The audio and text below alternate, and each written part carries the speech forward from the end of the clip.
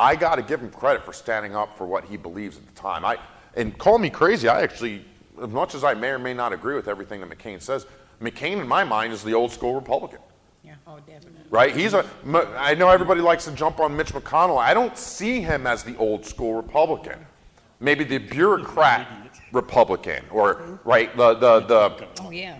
I don't know how else to put it. I just see McCain, to me, even when I don't agree with him, he's never said something that I disrespected out of hand. He comes across as a politician, as professional, as willing to engage. And so if you get a couple of people like McCain willing to stand up and continue to stick their, I mean, Jeff Flake. I mean, you know, the irony of Trump's approach is it's a two-way street. I think Trump got a lot of momentum during the election because of the number of people that bashed on him, and that there were people that ultimately voted or supported Trump because they almost felt sorry for him, whether it's being attacked by the media or being attacked by the left. There were people that felt, I might not agree with everything I hated the bus video, but in the end, he's being unfairly treated and da-da-da-da. And I think one of the interesting lessons that he has yet to learn is that dynamic works for his enemies as well. If you respond, they gain sympathy they would not have had otherwise. Like McCain. Like McCain, like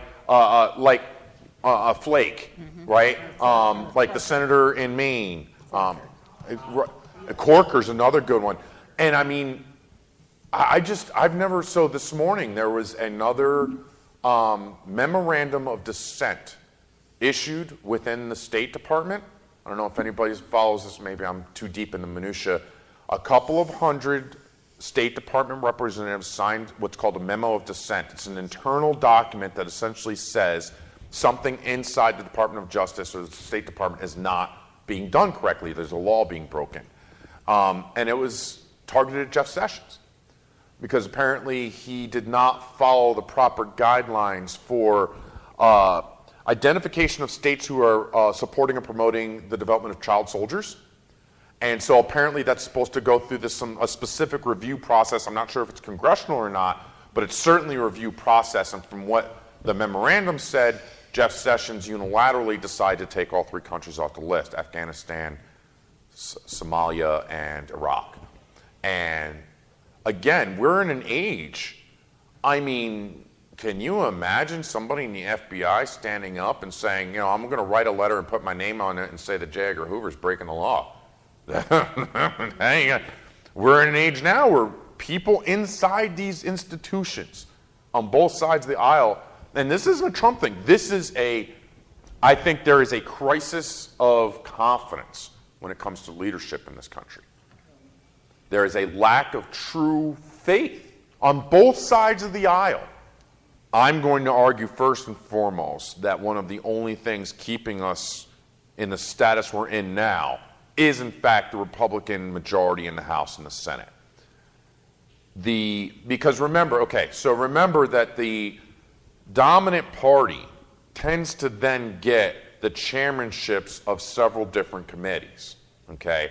So for instance, if anybody saw that last Senate committee where Jeff Sessions again was being grilled, that was the most partisan leadership of a committee I have ever seen. It was criminal, the degree to which the Republican leadership of that committee blocked questions of Jeff Sessions.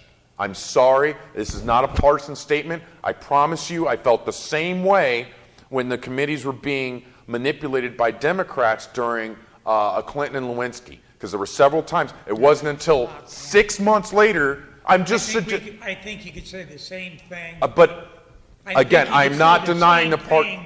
When we had conservative judges come in front of the Senate. And I'm not suggesting. I'm talking the one that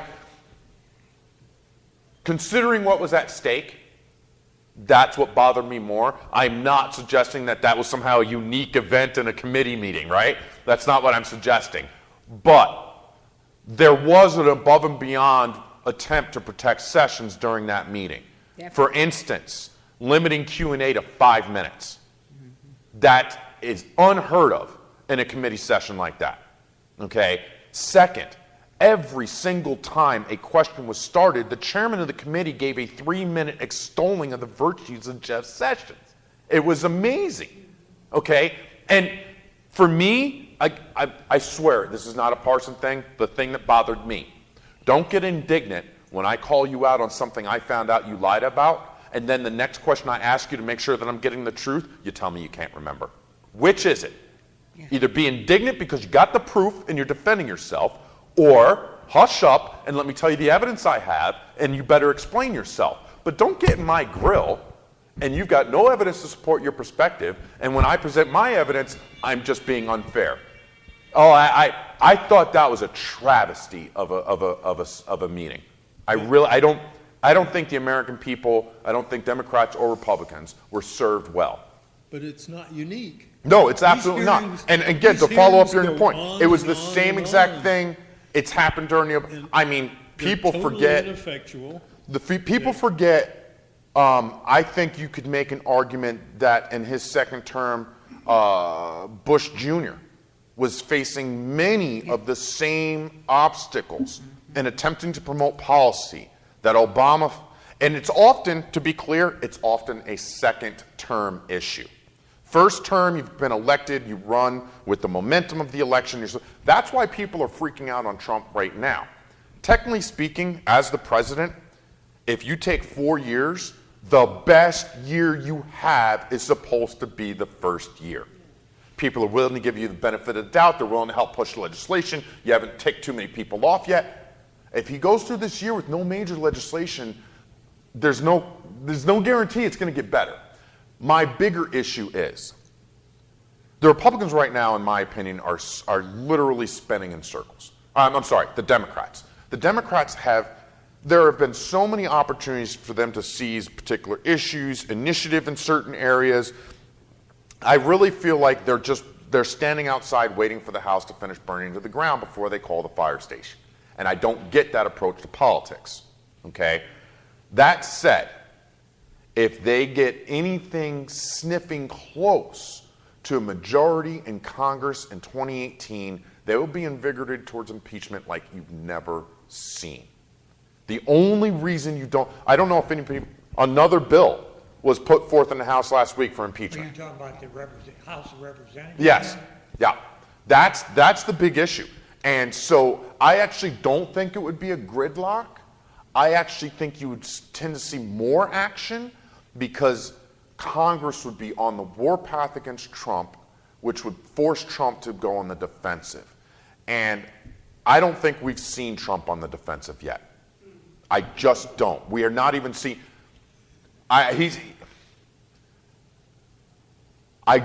Given, for instance, his reactions to some of the complaints that were made against him on the election trail, the way in which he's dealt with some of his business dealings, I think if the special prosecutor ever tries to subpoena Trump, I think he'll fire the special prosecutor and we will be in Nixon 2.0. I truly believe that. And the only difference is, and this is a big deal, whatever Nixon did, it's a tenth of what this looks like it's going to be. And when you combine the depth of this potential problem with what I believe to be Trump is not going to go quietly, he's not going to just admit there was a problem, he is going to fight to the end, and that's my real concern.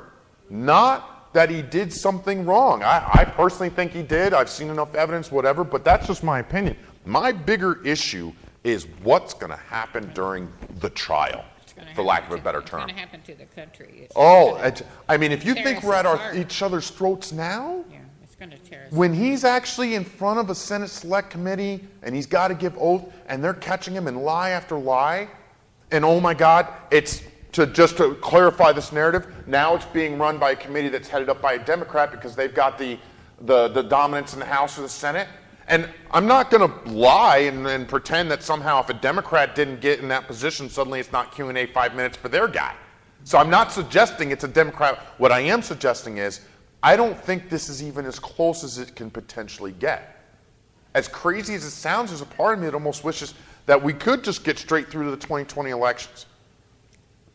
Because 2018 to 2020, with Democrat dominance in the House and the Senate, We aren't there and yet. Trump, We aren't there yet. No, we're not. But listen, here's the thing.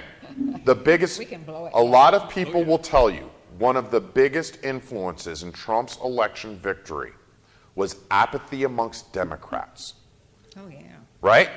Whether it was, I don't like any of the candidates, or I'm pretty sure Hillary's going to win, why bother? There was a certain apathy, and a lot of people argue that a lack of turnout amongst Like registered her, Democrats. vote for the Libertarian Party. So or the what Green is the- Party, what or is the whatever narrative it now? said, and now that, oh, well, she didn't win, oh. Right, and now it's, you sit in the same exact thing, only now it's Roy Moore. Not for nothing, if you interview Republicans in Alabama, you get a very hard, what I call calcified center, that he could run out and set the local church on fire and they're going to still support him. That's a very small group. There's a larger group who is actually getting sick of the entire discussion. They feel like the guy ultimately that they need to represent them within Senate is not a guy that they would want to represent them at the local dog kennel. So what do? And more polls are suggesting that Republicans are just going to stay home. And you have to... yeah. And she had tears in her eyes when she... Acceptable because we need a Republican in the Senate. But she That had- is just, and again, I cannot stress enough, this is not a political statement on me. This is just what I grew up with. I always thought of the Republican Party as the moral party. Again, you may or may not agree with the moral selection of where it's religious, non-religious sort.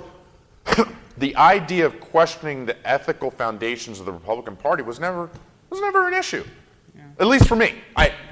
Maybe after I started to get after the Reagan-Contra affair, that started to kind of turn me off a little bit in terms of, oh, wow, everybody's kind of corrupt here. But the idea of God-fearing Republicans in Alabama saying, we know he might have molested a 14-year-old girl, but we need our bill to get passed, more than one. I just cannot believe that would be the stance of, I just, That governor had tears in her eyes Yeah. when she said she believed those women, but we need a Republican. and I do not understand that logic. and again, I need to be clear. They had the same exact The same approach to approach. Bill Clinton. Yeah. Okay, there were lots of Democrats that did let's not forget, the concept, you may or may not have ever heard of this term, neocon. Okay, it was a political philosophy that really gained momentum in the early and mid-90s. The neocon movement was specifically a group of high-end bankers and other individuals influential in the economy who believed that the Clinton policies in particular, as they related to things like, you remember the period of time where we started talking about we were giving too much money to the UN, we were giving too much money to foreign aid, and we should dial these things back. That starts up in the 90s, and it's called the neoconservative movement. The irony is that the foundation of the neoconservative movement were disaffected liberals who did not believe that liberal policy was serving the economic interests of the United States.